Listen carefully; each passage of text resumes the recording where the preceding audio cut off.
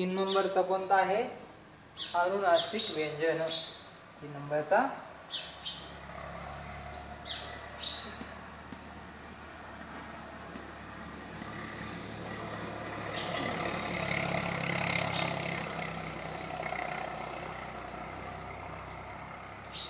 अनुनासिक व्यंजन 1, 2, 3 असे तीन प्रकार आहेत. प्रथम आहे कठोर व्यंजन.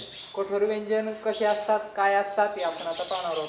त्याच्यानंतर मृदू व्यंजनाचा विचार करणार आहोत. त्याच्यानंतर अनुनासिक व्यंजनाचा विचार करणार आहोत. अशा प्रकारचे तीन व्यंजन आहेत. तर कठोर व्यंजन म्हणजे काय, मृदू व्यंजन म्हणजे काय, तर हे आपण आता क्रमाक्रमाने काय करणार आहोत, पाहणार आहोत.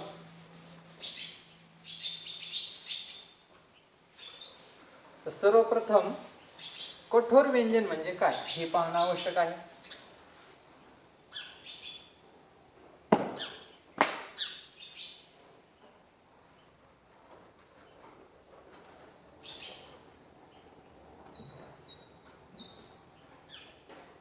कठोर व्यंजन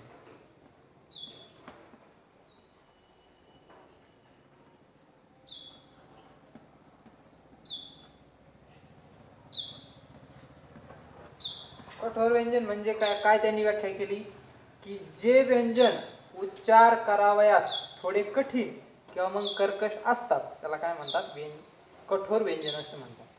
की जे व्यंजन कठोर उच्चार करण्याकरता कठोर तुम्हाला वाटतील किंवा मग कर्कश वाटतील तर त्याला काय म्हणत असतात, कठोर व्यंजन म्हणत असतात. आणि मृदू व्यंजनाची काय व्याख्या केली की जे व्यंजन उच्चार करण्यासाठी उच्चारण करावयास तुम्हाला कसे मृदू म्हणजेच कसे कोमल वाटतील, कोमल ते असतात म्हणून त्यांना काय म्हणतात, मृदू व्यंजन असं म्हणत असतात. तर ते मृदू व्यंजन.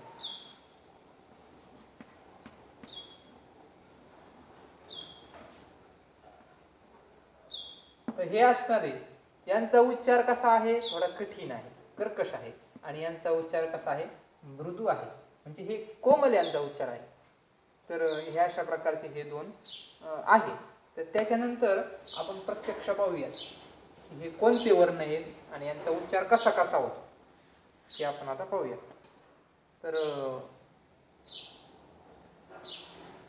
क ख ग घ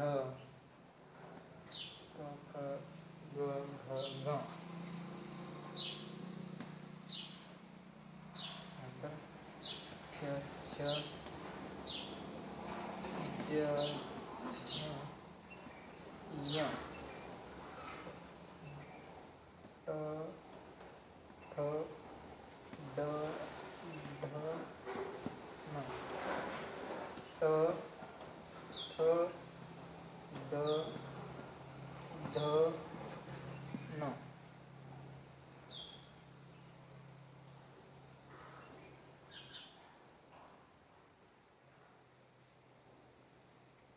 त्याच्यानंतर प फ ब भ म.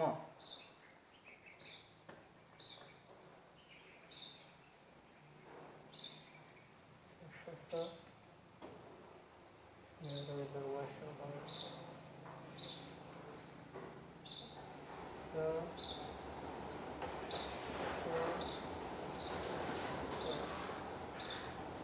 यांच्यामध्ये य य व र ल ह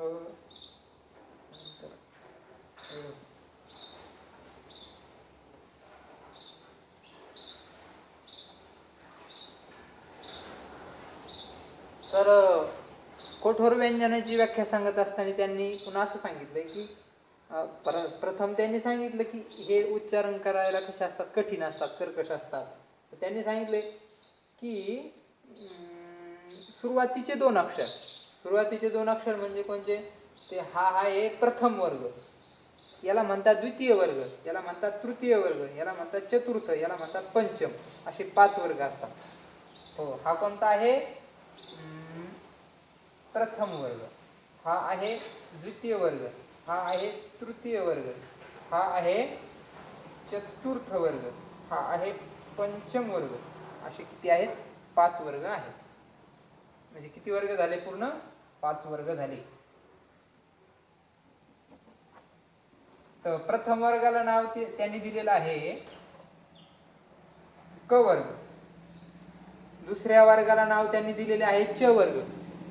तिसऱ्या वर्गाला ट वर्ग. चौथ्या वर्गाला त वर्ग आणि 5व्या वर्गाला प वर्ग. आता याला क वर्ग का नाव दिलं? तर त्याचं कारण असं आहे की क सर्वप्रथम आहे, म्हणजे सगळ्यात अगोदर क आहे, यांच्यामध्ये सगळ्यात अगोदर च आहे, यांच्यामध्ये सगळ्यात अगोदर ट आहे, यांच्यामध्ये सगळ्यात अगोदर त आहे, यांच्यामध्ये सगळ्यात अगोदर प आहे. अशा प्रकारे त्या त्या वर्गामध्ये एक नंबर असणारा अक्षर, एक नंबर असणारा वर्ण, त्यालाच काय वर्गाचं त्याला नाव दिलेलं आहे. म्हणजे क वर्ग, च वर्ग, ट वर्ग, त वर्ग, प वर्ग. तर या क वर्ग याच्यामधील सुरुवातीचे 2, च वर्गातले सुरुवातीचे 2, ट वर्गातले सुरुवातीचे 2, त वर्गाचे सुरुवातीचे 2, प वर्गाचे सुरुवातीचे 2 असे असणारे हे काय म्हटले? तर हे काय आहे? तर हे कठोर व्यंजनामध्ये येतात. आणि त्याच्यानंतर श, श, स हे सुद्धा काय आहे? कठोर व्यंजनामध्ये येतात. कठोर व्यंजनामध्ये किती आले? कठोर व्यंजनामध्ये एवढे वर्ण आले. एवढे वर्ण हे कशामध्ये आले? कठोर व्यंजनामध्ये आले. आणि राहिलेले बाकी सर्व हे कोणत्या गटामध्ये आले? तर हे सगळे मृदू व्यंजनामध्ये आले. कसे मृदू व्यंजनामध्ये आले ते पाहूयात आपण आता. हे बघा, एवढे सर्व मृदू व्यंजनामध्ये हे वर्ण आहेत. हे झाले मृदू व्यंजन. हा कोणता वर्ग आहे? कठोर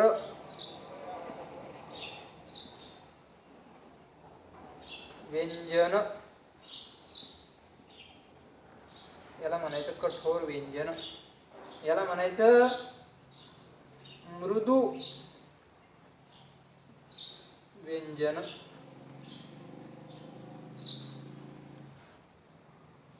हा आहे कठोर व्यंजन. हा कठोर व्यंजनाचा वर्ग झाला आणि हा झाला मृदू व्यंजनाचा वर्ग. मृदू व्यंजनामध्ये एवढे सर्व आले, कठोर व्यंजनामध्ये सर्व आले. तुम्ही कठोर व्यंजनाचं बघा, क, ख कठोर वाटतात. तुम्ही पुढे गेले, ग, घ, ग हे वर्ण कठोर वाटतात का? हे उच्चारण करण्यासाठी हे वर्ण कसे आहेत? कठोर आहेत का मृदू आहेत? हे तर हे कठोर नसून कसे आहेत? मृदू आहेत. ग, घ, ग, ज, झ, य, ड, ढ, ण, द, ध, न, ब, भ, म हे कसे आहेत? मृदू आहेत. हे ऐकायला कर्कश नाहीत, उच्चारण करण्यासाठी कर्कश नाहीत, परंतु हे वर्ण तसे नाही.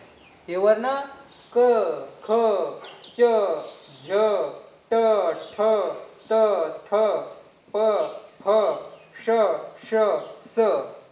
आता हे वर्ण कसे आहेत? कठोर आहेत, म्हणून यांना कठोर म्हटलं गेलं. कठोर वर्णाची त्यांनी व्याख्या काय केली?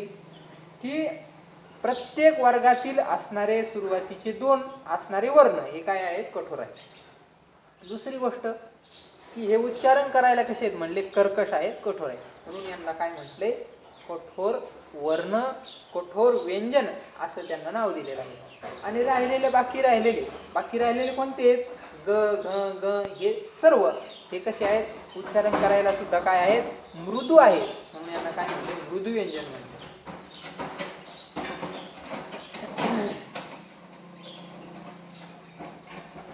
आता कठोर व्यंजन आणि मृदू व्यंजन हे आपण पाहिले. पण यानंतर तिसरा प्रकार जो सांगितला होता, तिसरा प्रकार कोणता होता? तर तिसरा प्रकार होता अनुनासिक व्यंजन. अनुनासिक व्यंजन त्यांनी सांगितले. अनुनासिक व्यंजन कोणते आहेत? तर तेही पाहणं आवश्यक आहे. अनुनासिक व्यंजन म्हणजे काय? ते अनुनासिक व्यंजन ते सांगतात की ज्या व्यंजनाचा उच्चार आपल्या उच्चार स्थानाबरोबर आणि नासिकीतून होतो, म्हणजे नाकातून होतो, त्याला काय म्हणतात? अनुनासिक व्यंजन असे म्हणतात. म्हणजे त्या वर्णाचा उच्चार करत असताना काय होतं तर ते असणारे वर्ण कसे म्हणले तर त्यांचा उच्चार मुखातून होतो. म्हणजे प्रत्येक वर्णाचा उच्चार हा मुखातूनच होत असतो. तरी पण हे व्यंजन कसे आहेत म्हणले यांचा उच्चार नुसता मुखातून नाही होत, मग नासिकेतून म्हणजे नाकातून सुद्धा होतो. नेमकं नाकातून होतो का मुखातून होतो तर नाकातून आणि मुखातून दोन्हीही असणाऱ्या अवयवातून ज्याचा उच्चार होतो त्या वर्णांना त्या व्यंजनांना काय म्हणतात अनुनासिक व्यंजन असं म्हणतात. तर कोणते अनुनासिक व्यंजन आहेत ते की ज्यांचा मुखातून आणि नाकातून उच्चार होतो तर त्यांना अनुनासिक म्हणतात. असे कोणते व्यंजन आहेत ते तर ते व्यंजन आहेत ग य न न म हे व्यंजन. अहो हे व्यंजन तर तुम्ही आता मृदू व्यंजनामध्ये सांगितले. आता अनुनासिक व्यंजन आत्ताच आपण पाहिलं ना हे मृदू व्यंजनामध्ये आले. हे सर्व आपण का कोणामध्ये घेतले हे सर्व व्यंजन हे असणारे आपण यांना काय नाव दिलं आपण यांना आपण आत्ताच नाव दिलं मृदू व्यंजन. आणि आता हे ग य न न म यांना आता तुम्ही अनुनासिक व्यंजन म्हणताय. तर हे मृदू व्यंजन जरी असले मृदू व्यंजन तर आहेतच आहे परंतु यांना एक विशिष्ट नाव आहे. काय विशिष्ट नाव आहे यांना विशिष्ट नाव आहे अनुनासिक व्यंजन. अनुनासिक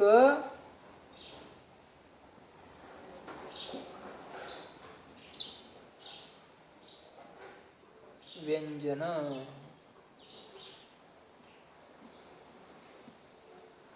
यांना काय म्हणायचं अनुनासिक व्यंजन.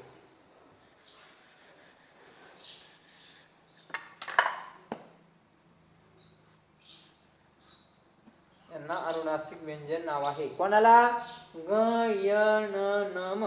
तुम्ही यांचं उच्चारण करून पहा. तर ग ग म्हणल्यानंतर बघा मुखातून सुद्धा उच्चारण करावं लागतंय किंवा मग माफ करा मुखातून आणि नाकातून दोन्ही अवयवातून याचा उच्चार होतो. य यच ही तसंच आहे. न न म्हटलं की तसंच न म. तर हे असणारे व्यंजन यांचा कसा नासिकेतून म्हणजे नाकातून आणि मुखातून उच्चारण यांचं होतं म्हणून यांना नाव काय दिलं त्यांनी अनुनासिक व्यंजन. अशा प्रकारचे तीन व्यंजनाचे प्रकार आपण पाहिले. पहिला प्रकार कोणता आहे कठोर व्यंजन. दुसरा प्रकार कोणता आहे मृदू व्यंजन आणि तिसरा प्रकार आहे अनुनासिक व्यंजन. असे तीन प्रकार आपण पाहिले.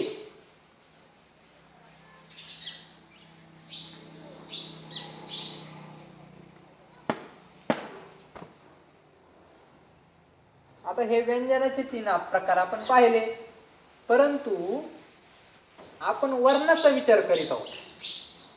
तर वर्णाचा विचार करीत असताना तर आता वर्णाचा उच्चार कसा होतो हे पाहणं अतिशय आवश्यक आहे. वर्णांचा उच्चार नेमका होतो कसा तर आपला असणारा आत्ताचा मुद्दा तर तो कोणता आहे सध्याला वर्णोच्चार. वर्णोच्चार म्हणजे वर्णांचा उच्चार. वर्णोच्चार काय मुद्दा आहे आपला वर्णोच्चार. काय मुद्दा आहे वर्णोच्चार हा सध्याला आपला मुद्दा आहे. तर वर्णोच्चार म्हणजे काय तर कोणीही मनुष्य असेल किंवा मग कोणीही जीव असेल तर त्याला काय बोलण्याची इच्छा होते. म्हणजे मुका माणूस जरी असला त्याला बोलता येत नाही ज्याला बोलता येत नाही त्याला सुद्धा बोलण्याची इच्छा होते. तो त्याच्या मुका माणूस असला तरी असं काहीतरी आवाज करीत राहतो म्हणजे बोलण्याचा प्रयत्न करीत असतो.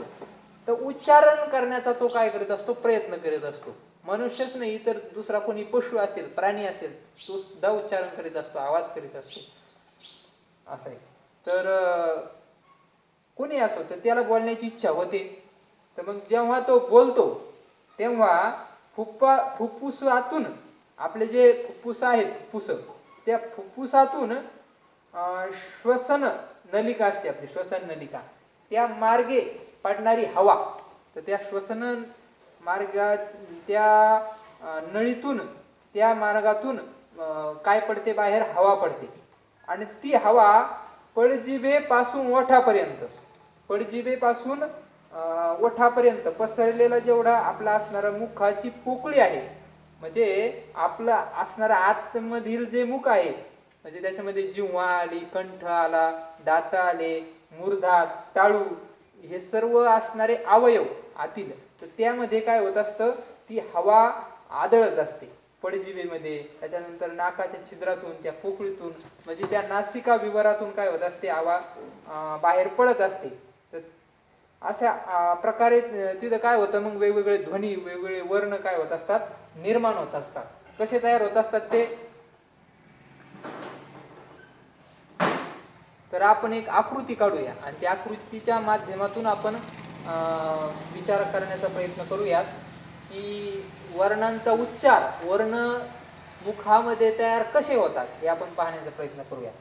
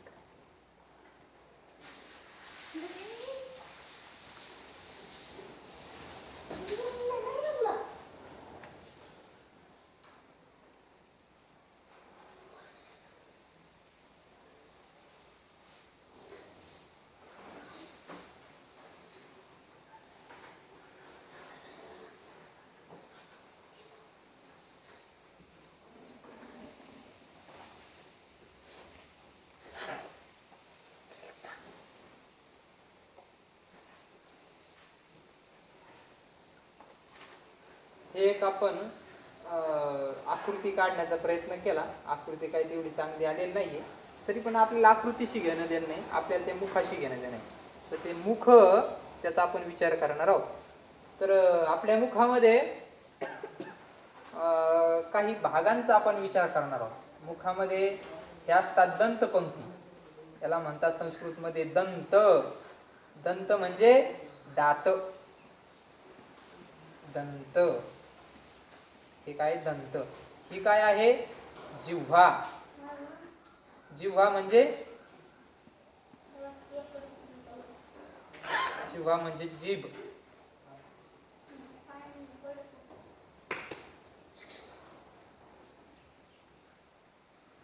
त्याच्यानंतर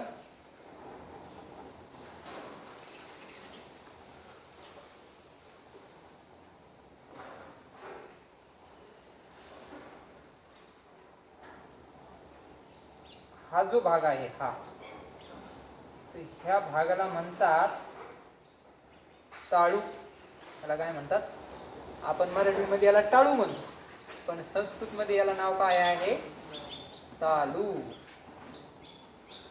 तालू हे नाव आहे. त्याच्यानंतर हा जो भाग आहे हा, ह्या भागाला नाव आहे मूर्धा. त्याला काय म्हणतात? मूर्धा असं म्हणतात. त्याच्यानंतर हा आहे कंठ. हा काय आहे? कंठ. हा आहे कंठ. आणि हे आहेत ओष्ठ. ओष्ठ म्हणजे ओठ, आपण ओठ म्हणतो ना, तर ओठ म्हणजे काय? संस्कृतमध्ये त्याला काय म्हणतात? संस्कृतमध्ये त्याला म्हणत असतात ओष्ठ. ओष्ठ. तर ह्या स्थानांचा आपल्याला विचार करायचा. बरं, ह्या स्थानांचा का विचार करायचा आपल्याला? की आपण कोणताही वर्ण उच्चारण करीत असतो तर तो वर्ण ह्या कोणत्या ना कोणत्या स्थानापासून काय होत असतो? उद्भूत होत असतो. म्हणजे तिथून तो निघत असतो.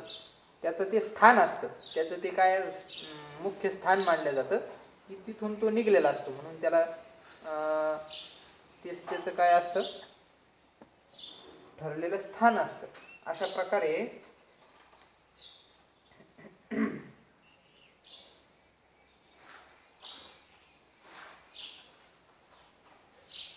त्यानंतर एक स्थान राहिलं बघा, हे आहे नासिका. नासिका. नासिका म्हणजे नाक. नाकाला काय म्हणतात? नासिका. नासिका म्हणजे नाक. अशा प्रकारे नासिका, तालू, जिव्हा, ओष्ठ, दंत्य, कंठ, मूर्धा. हो, तर कंठ म्हणजे हा आपला असणारा कंठ जो गळ्यामध्ये आहे, तर त्याला तिथं स्वर यंत्र सुद्धा असतं माणसाचं. तर तो असणारा कंठ, तिथूनच काय आहे? हवा निघते. कंठातूनच हवा निघते, तिथून आवाज निघतो. तर कंठ हे काही वर्णाचं काय आहे? स्थान आहे. त्याच्यानंतर दंत. दंत म्हणजे काय? आपले असणारे दात, त्याला दंत म्हणतात.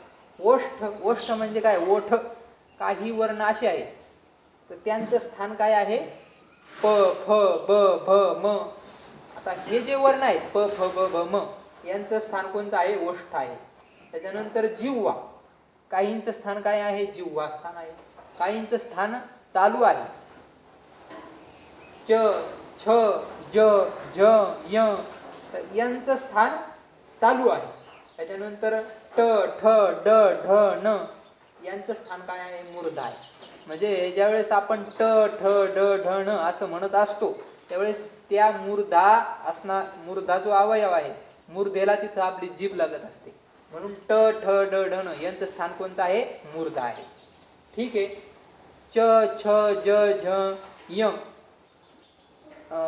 आपण याचं उच्चारण केलं तर त्यावेळेस जीभ कुठे लागले? त्यावेळेस जीभ लागली आपली ताळूला, म्हणजे तालूला. म्हणून च, छ, ज, झ, य आणि ई यांचं स्थान कोणतं आहे? ताळू आहे. य, म, ग, न, न, म यांचं स्थान कोणतं आहे? नासिका. कारण हवा त्या याच्यामधून आलेली आहे, नाकातून आलेली आहे.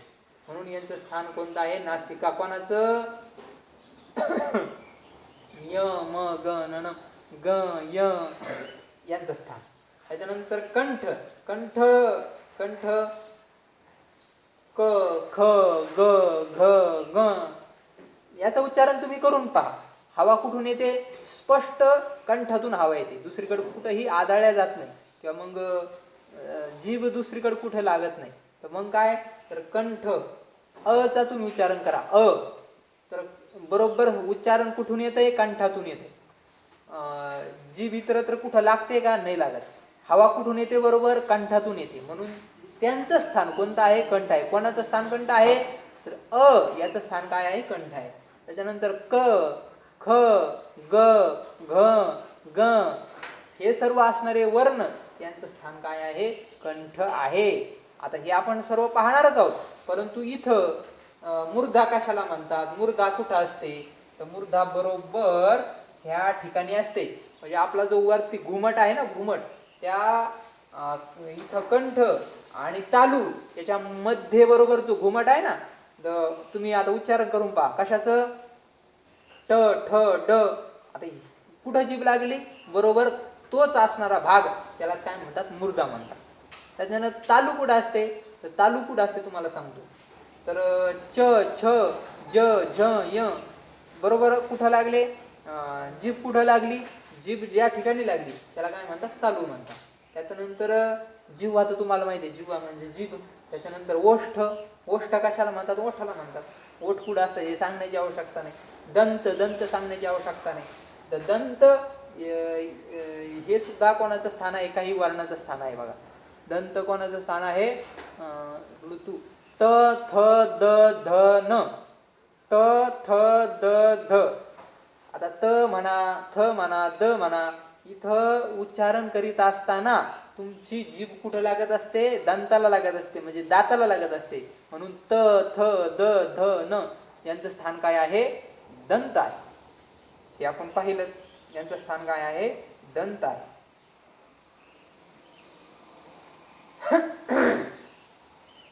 तर आपण काय करूयात की आता वर्णांचं काय करूयात, आता वर्गीकरण करूयात. तर कंठमध्ये कोण कोण येतात, तर कंठमध्ये आता तसं आपण वर्गीकरण केलंच, पाहिलंच, पण आता त्याला लिहून काढूयात की कोणते कोणते वर्ण येतात. तर कंठे वर्ण, तर त्या वर्णांना स्थान काय आहे, सर्वप्रथम नंबर आहे कंठाचा. म्हणून त्या वर्णांचा आपण विचार करूया. तर कंठ्य, तर त्याला कंठ न म्हणता आपण काय म्हणूयात आता, कंठ्य, कंठ्य वर्ण.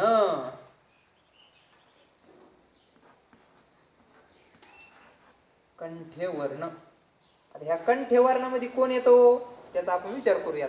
ह्या कंठ्य वर्णामध्ये येतात अ, त्याच्यामध्ये आ, त्याच्यानंतर क, ख, ग, घ,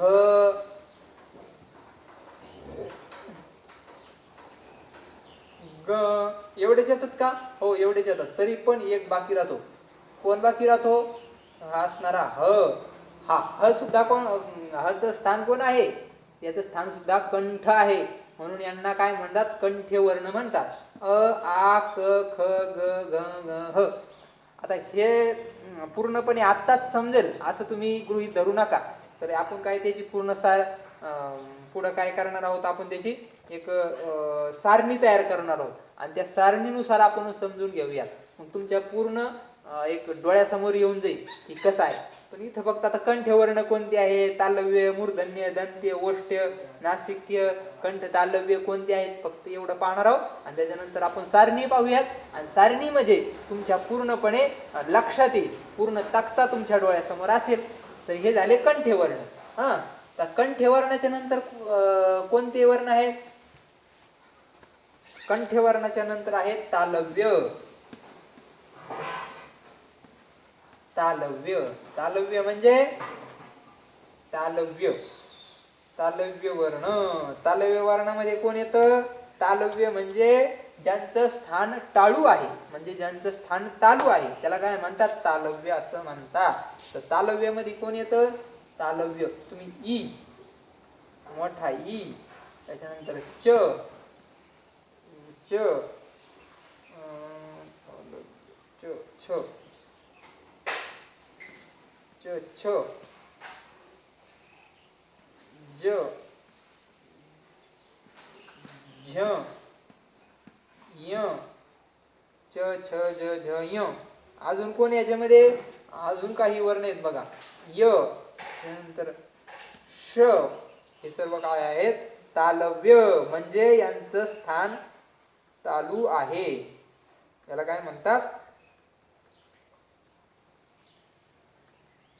तालव्य असं म्हणतात. ह्या वर्णांना काय म्हणतात, तालव्य असं नाव आहे. का, तर हे टाळूच्या ठिकाणी यांचं उच्चारण आहे, टाळू यांचं स्थान आहे, म्हणून यांना तालू वर्ण किंवा मग तालव्य वर्ण असं म्हणता येईल. त्याच्यानंतर ओष्ठ्य. ओष्ठ्य म्हणजे ओष्ठ्य ओष्ठ्य म्हणजे ज्यांचा ओठापासून उद्गम झालेला आहे. ओष्ठ्य. ओष्ठ्य म्हणजे ओष्ठ्यामध्ये येतं उ, मोठा उ. त्याच्यानंतर प, फ, ब, भ, म आणि अजून कोण येत याच्यामध्ये? अजून कोणी येत नाही, एवढेच आहेत. उ, उ, प, फ, ब, भ, म म्हणजे पूर्ण प वर्ग. पूर्ण प वर्ग यांचं स्थान कोण आहे? ओष्ठ आहे. त्याच्यानंतर उ, मोठा असू किंवा छोटा असू, त्यांचं स्थान काय आहे? ओष्ठच आहे. मग ऱ्हस्व असू किंवा दीर्घ असू, त्यांचं स्थान काय असतं? ते ठरलेलं असतं. जे ऱ्हस्वाचं आहे ते दीर्घाचं असणार आणि जे दीर्घाचं आहे तेच ऱ्हस्वाचं असणार. म्हणून तर त्यांना काय म्हणतात? सजातीय म्हणतात. सजातीय आणि विजातीय याचा विचार आपल्याला काय पुढं करायचा आहे. तो आपला माग राहून गेलेला मुद्दा आहे. ते दोन माग मुद्दे राहून गेलेले आहेत, तर त्याचा आपण पुढे विचार करणार आहोत. हे झाले ओष्ठ्य. त्याच्यानंतर नासिक्य. नासिक्य म्हणजे नाकातून ज्यांचा उच्चार होतो. कोण येते? ग, य, न, म.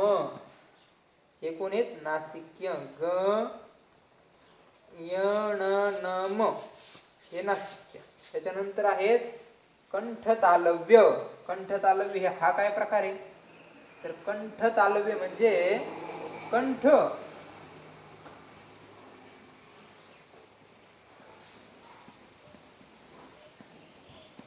आणि टाळू म्हणजे त्या वर्णांचं असणारं स्थान काय आहे? कंठ पण आहे आणि टाळू पण आहे. असे कोणते वर्ण आहेत? कंठ पण आहे, टाळू पण आहे. कंठाचे कोणते असणारे वर्ण आहेत? कंठापासून ज्यांचं उच्चारण होतं तर हे वर्ण आपण पाहिले. टाळूचे पण पाहिले, तालव्य पण पाहिले आणि कंठ आणि तालव्य दोन्हीही असणारे. तर त्यांच्यापासून कोणाचं उच्चारण होतं? तर त्याच्यापासून होतं येचं आणि ऐचं. हे कोण आहेत? कंठ आणि तालव्य. ये आणि आई. तुम्ही उच्चारण करून पहा, दोन्हीचाही संबंध येतो. त्याच्यामध्ये टाळूचा पण संबंध येतो, तिथं सहजच जीभ काय लपकली जाते. आणि कंठ तिथून तर आवाज निघतो, त्याचं कंठचं स्थान आहे, पण टाळू सुद्धा आहे. म्हणून येला असणार आणि आई या दोघांनाही असणारं स्थान कोण आहे? कंठ आणि तालव्य हे दोन्हीही स्थान आहे. याला म्हणतात कंठ तालव्य. झालं. याच्यानंतर कंठ तालव्य कोण आहे हे आपण पाहिलं. नासिक्य कोण आहे हे पाहिलं. त्याच्यानंतर कंठ तालव्य. याच्यानंतर कंठोष्ठ. कंठोष्ट्य कोण आहे? कंठौष्ट्य. कंठौष्ट्य. कंठ आणि ओष्ठ यांच्या दोघांपासून उच्चारण होतो ज्या वर्णाचा, त्याला काय म्हणतात? कंठोष्ठ्य. मग ते कोण आहेत? ओ आणि औ. ओ आणि औ कंठोष्ठ्य झाले. आता आपण दंत तालव्य पाहूया.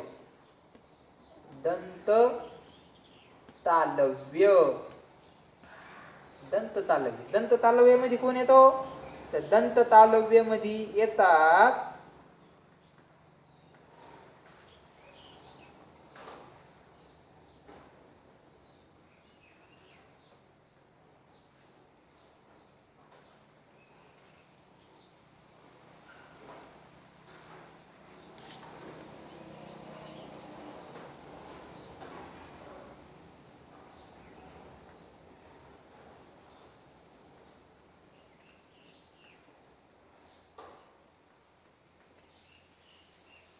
दंत तालव्य मध्ये त्यांनी घेतलेले बघा, च, छ, ज, झ आणि आ.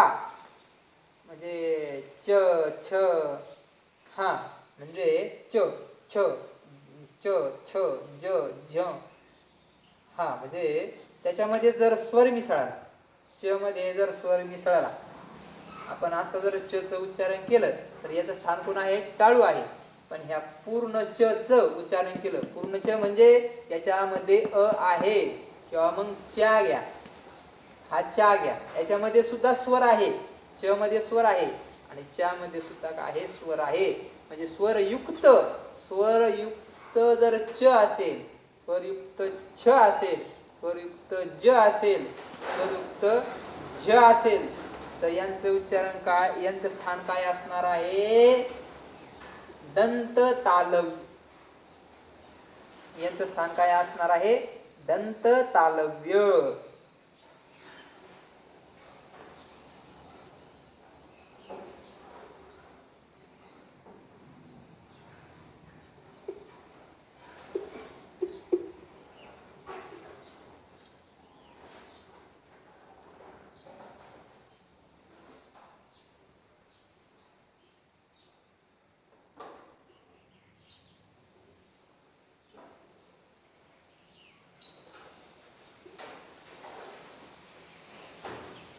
आणि त्याच्यानंतर स्थान आहे बघा, एक वर्ण राहिला व.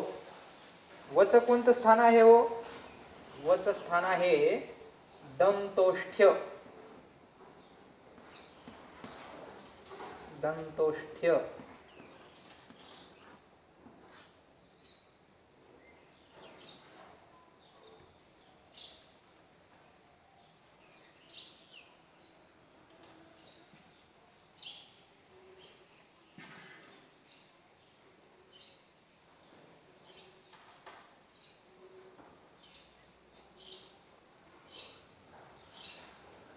दंतोष्ठ्याचे स्थान काय आहे? व. दंतोष्ठ्य म्हणजे व, याचा उद्गम, याचा उच्चारण दंत पण आहे आणि ओष्ठ पण आहे. व तुम्ही व म्हणा तर ओठाचा पण संबंध येतोच येतो, त्याच्यानंतर दाताचाही संबंध येतो, म्हणून त्या वच स्थान कोण आहे? दंतोष्ठ्य. दंत आणि ओष्ठ दोन्ही पण आहे. असो, तर याच्यानंतर आपण काय पाहणार आहोत? वर्णोच्चार सारणी, वर्णोच्चार स्थान सारणी.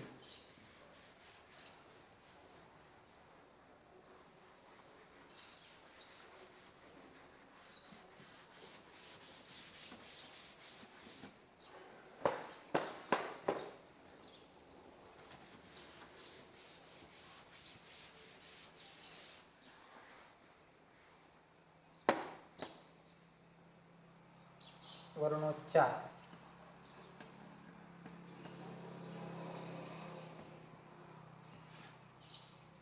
चार स्थान सारणी. सारणी.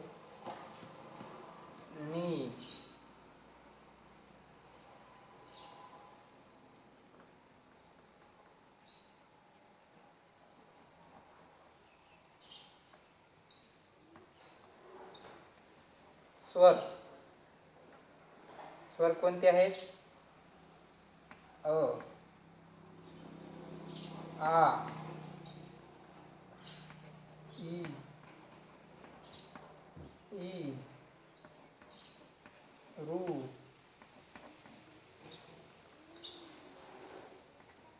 रू, ऋ, ऊ, त्यानंतर ए, त्यानंतर आहे ऐ, त्यानंतर आहे ओ, त्यानंतर आहे औ. हे झाले कोण? स्वर.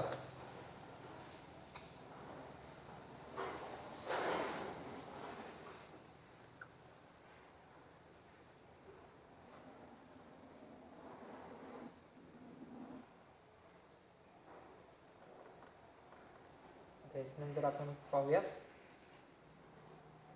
व्यंजन.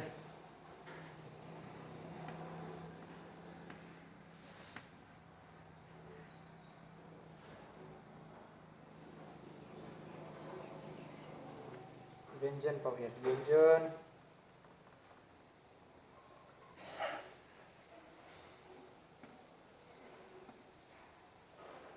क, ख, ग, घ, ग,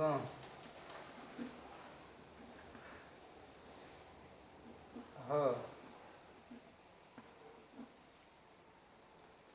आणि विसर्ग. विसर्ग विसर्ग कसा असतो हे आपण पाहिलेलं आहेच.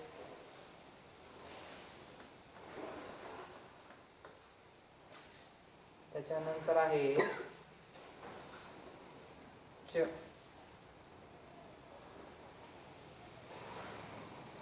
श, ज, ज, य, य, श. त्यानंतर आहे ट, फ, ड, ढ, न, र, श, ल. त्यानंतर आहे त, थ, द,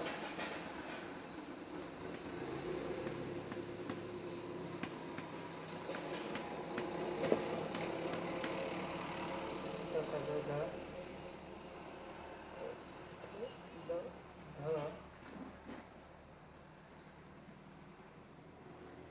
न,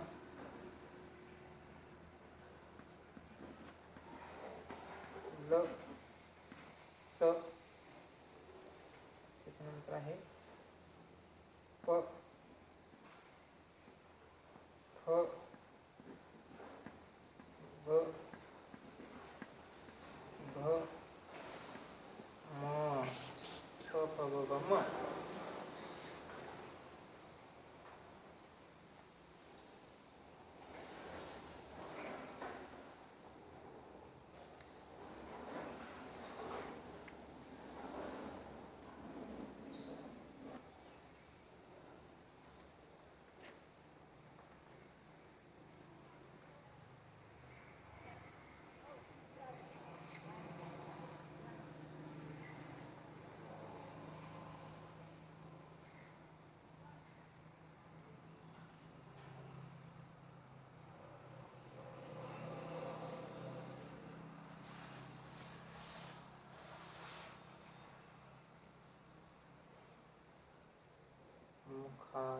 मुखाचा भाग, मुखाचा भाग, वर्णाचे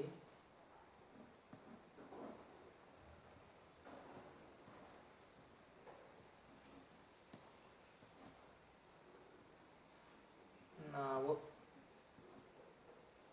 हे समजून घेण्याचा प्रयत्न करा. हा आहे मुखाचा भाग आणि हे आहे वर्णाचे नाव. तर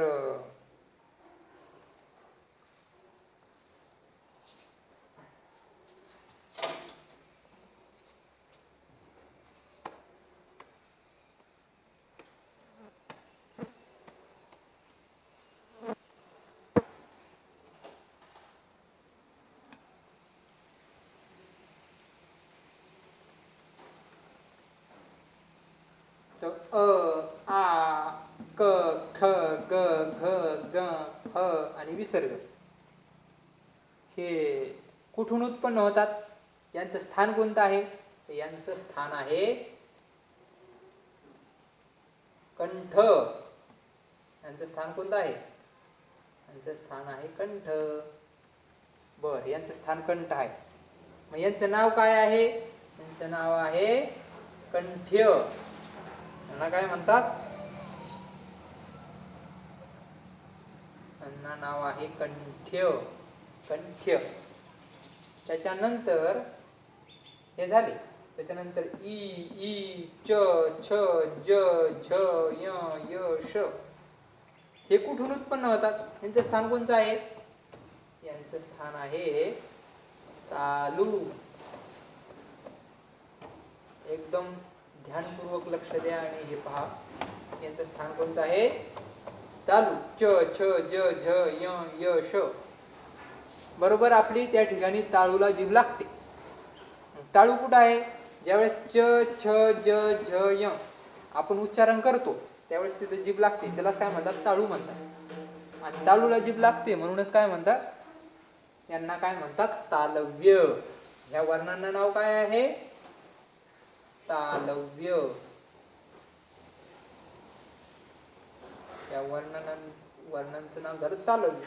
बरं ठीक आहे. रू, दीर्घ रू, ट ठ ड ढ ण र श ळ यांचं स्थान कोणतं आहे हो?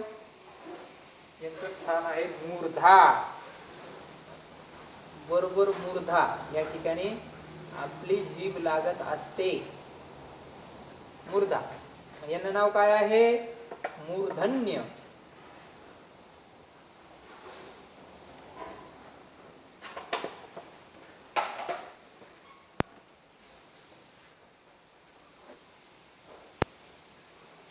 यांना काय म्हणतात? मूर्धन्य. कोणाला मूर्धन्य म्हणतात? कोणाचं नाव आहे मूर्धन्य? तर यांचं नाव आहे ट ठ ड ढ ण र श ळ आणि रू आणि रू. यांचं नाव काय आहे? मूर्धन्य नाव आहे. त्याच्यानंतर लू, त थ द ध न ल स यांचं नाव काय आहे? तालव्य. माफ करा, यांचं नाव काय आहे? दंत्य. यांचं नाव काय आहे? दंत्य.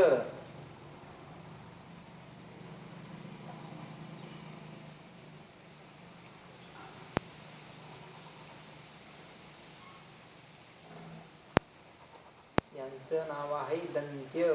बरं, यांचं नाव जर दंत्य आहे तर यांचं स्थान कोणतं आहे? यांचं स्थान आहे दंत. यांचं स्थान आहे दंत. बर ठीक आहे. प फ ब भ म आणि उ यांचं स्थान कोणतं आहे? यांचं स्थान आहे ओष्ठ. यांचं स्थान कोणतं आहे? ओष्ठ. बर, यांचं स्थान ओष्ठ आहे. तर मग यांना नाव काय आहे? प फ ब भ म यांना नाव आहे ओष्ठ्य.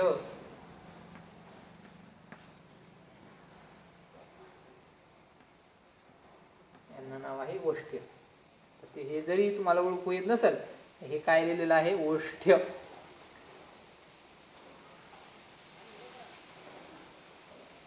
आणि ऐ यांचं स्थान कोणतं आहे? यांचं स्थान आहे कंठ तालू. कंठ आणि तालू.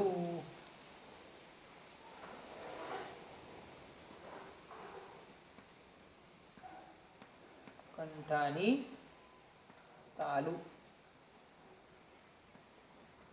म्हणून याला ह्या वर्णांना काय म्हणतात? कंठ तालव्य. काय म्हणतात? कंठ तालव्य.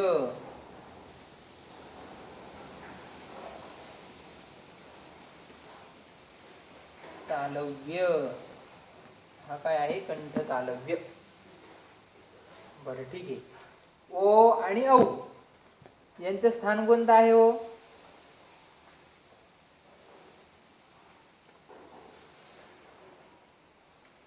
ओ आणि औ यांचं स्थान आहे कंठ ओष्ठ. कंठ धन ओष्ठ.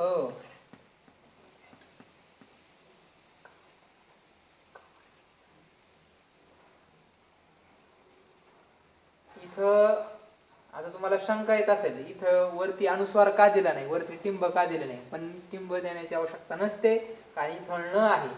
कंठ न दिल्यानंतर अनुस्वाराची आवश्यकता नसते. कंठ ओष्ठ. इथं याला काय म्हणणार मग आपण? कंठोष्ठ्य. काय नाव दिलं आपण? कंठोष्ठ्य.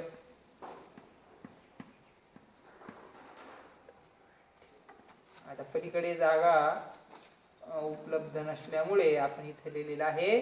तर यांना नाव काय दिलं आपण? ए आणि आईला काय नाव दिलं आपण? कंठोष्ठ्य. का कंठोष्ठ्य म्हटलं आपण यांना, तर यांचं स्थान कंठ पण आहे आणि ओष्ठ पण आहे, म्हणून यांना काय म्हणतात कंठोष्ठ्य. कंठ आणि ओष्ठ. ठीक आहे. तर एवढे झाले का वर्ण? नाही. तर अजून वर्ण आहेत. तर कोणते वर्ण आहेत? तर व. वच स्थान काय आहे? वच स्थान आहे दंत ओष्ठ. दंत वच ज्यावेळेस तुम्ही उच्चारण करता त्यावेळेस तुम्हाला दात आणि ओष्ठ या दोन्हीची काय आवश्यकता असते? ओष्ठ